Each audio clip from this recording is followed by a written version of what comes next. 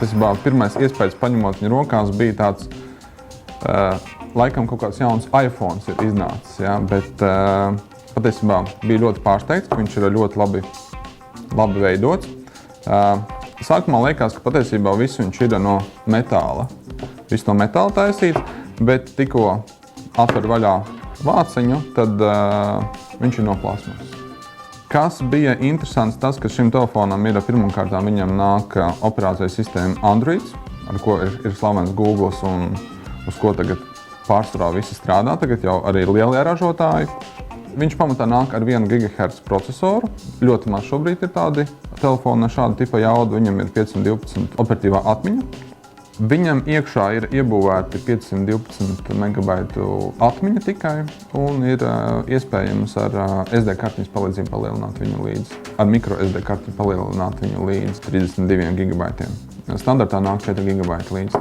Brīnumaini, kas ir ļoti patiesībā pateicoši, viņam ir 5 megapikseli kamera ar zigzpuldi un arī ir divreizējais tuvinājums.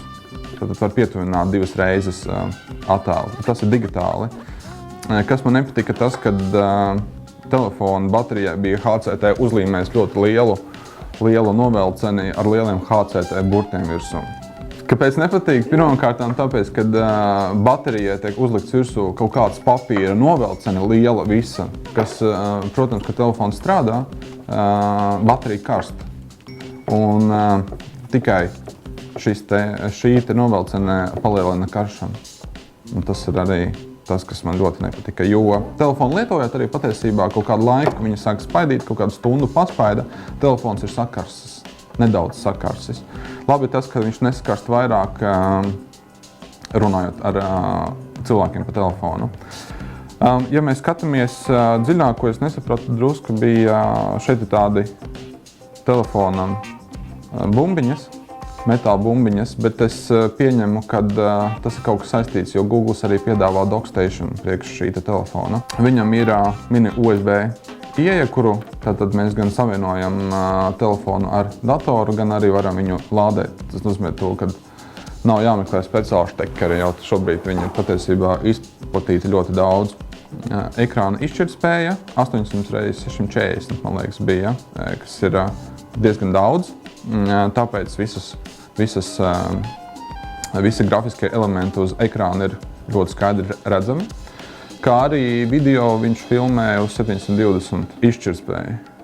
Kas ir labi tas, ka viņam arī ekrāns, kas patiesībā nav šobrīd daudz izplatīts, kas ir pēdējais kliedziens, var teikt, man liekas, tas ir no iPhone pārņems, tas, kad viņam ir ekrāns pārklāts ar stiklu. Tas padara daudz patīkamāku strādāšanu ar telefonu. Ļoti laba skaņa nāk, kad zvana var patīkami dzirdēt. Viņa arī var mūziku klausīties arī bez austiņām. Ja mēs skatāmies pa komplektāciju, kas viņam līdz nāc, tad viņam nāk līdz tātad lādētājs. Viņam nāk līdz USB kabelītis un nāk līdz austiņas. Austiņas ir standarta austiņas. Kas bija interesanti, tas, ka austiņām uz maliņas ir Android simboliņš. Interesanti tas, ka viņam ir tāda bumbiņa, ekrāna bumbiņa, ar kuru palīdzību var skraidīt pa telefona menu, bet viņa, cik ir interesanti tas, ka viņa griežās. Tad tas nav kaut kāds touchscreens, kad viņa griežās. Un man ir bail, kad viņa pēc kaut kādā gada vai pusotru viņa varētu arī izlekt ārā varbūt tās. Ja viņa tā īpaši grozīs, kaut gan lietojot telefonu, man liekas, nedēļu viņu lietoju, tad es viņu varbūt tās grozīs esmu 2 reizes. Ja, jo pilnībā visur veikt ar touchscreen palīdzību. Kā arī ir papildus 4 pogas.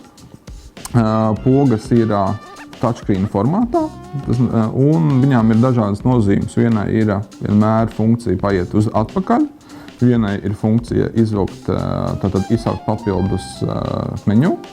Trešā poga ir tātad izēja uz mājas logu, tad no jebkurienes es varu tikt ātri ļoti fiksi atpakaļ, un arī search pogā, kuras palīdzību var arī meklēt visu, ko.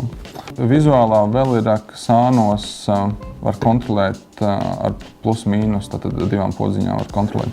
Tā ir viena podziņa, gara viena podziņa, plus-mīnus, kur var kontrolēt skaļāk vai klusāk, kad gan skaļumu, kad runā cilvēkiem, gan arī tā, klausās mūziku, var pagriezt skaļāk un klusāk. Interneta lietošana ir ļoti vienkārša, bet vienkārši viņa kļuva patiesībā nesen. Jo, kad saņem šo telefonu savā komplektācijā, viņam ir savs operācijas sistēma, un viņš lieto Google Chrome, var arī iespēja caur aplikācijām iegūt Operu jau tagad arī, Mini Operu 5. versiju.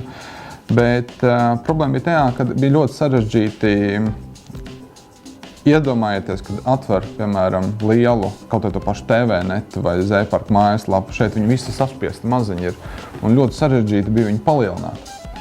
Šobrīd Google izlaida atjauninājumu, kur ir multitouch funkcija, kur palīdzību var pietuvināt, attālināt objektus, un tas ļoti labi palīdz arī internetu lietot.